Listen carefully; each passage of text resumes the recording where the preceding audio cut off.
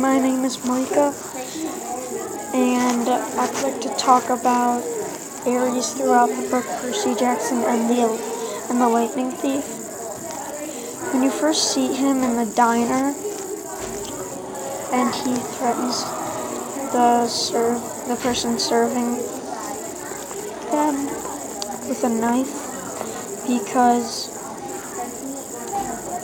the person wouldn't take the gold, I think that was anger.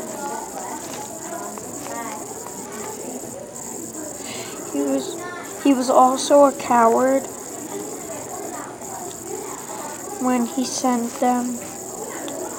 Percy and his friends to retrieve his shield instead of going there to get it himself.